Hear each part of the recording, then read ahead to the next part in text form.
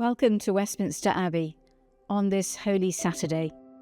My name is the Reverend Catherine Williams, and I am a priest, spiritual director and writer. I am grateful to the Dean and Chapter at the Abbey for their invitation to offer these Holy Week reflections. Today I will be reading the Gospel appointed for Holy Saturday and reflecting on the meaning of this day. A reading from the Gospel according to St. John, chapter 19. After these things, Joseph of Arimathea, who was a disciple of Jesus, though a secret one because of his fear of the Jews, asked Pilate to let him take away the body of Jesus.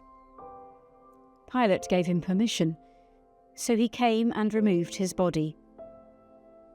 Nicodemus, who had at first come to Jesus by night, also came, bringing a mixture of myrrh and aloes, weighing about 100 pounds. They took the body of Jesus and wrapped it with the spices in linen cloths, according to the burial custom of the Jews.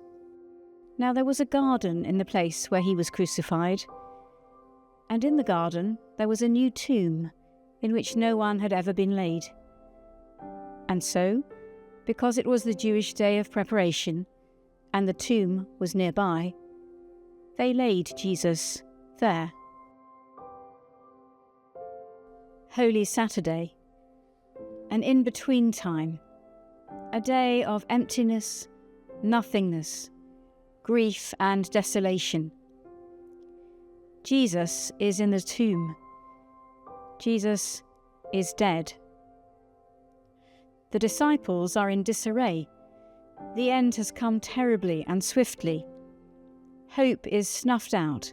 Their world is in pieces, blown apart by the forces of evil. Having lost everything, there is nothing to do on this Sabbath day but wait and weep. Following his death, two secret disciples of Jesus, Joseph of Arimathea and Nicodemus, have come out of the shadows, stepping into the light, asking Pilate for the broken body of the one they follow.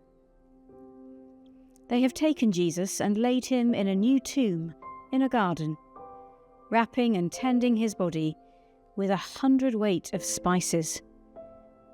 A royal burial, fit for a king. Amid the desolation, the extinguished light of Christ still sparks through the devotion of these disciples. In the scented dark, Jesus lies dead. The human face of God entered the world through Mary's womb. Now he leaves the world in the way we will all leave, through death. It is God's ultimate solidarity with humanity. Jesus moves through creation in death as in life. Jesus has been where we will all be, ensuring the path and the place are hallowed ground. For there is nowhere that God cannot dwell, and even in death, as the cosmos holds its breath, God remains constant. On this day we wait and watch, in this empty space between death and life. To this day we bring confusion, loss, grief and despair.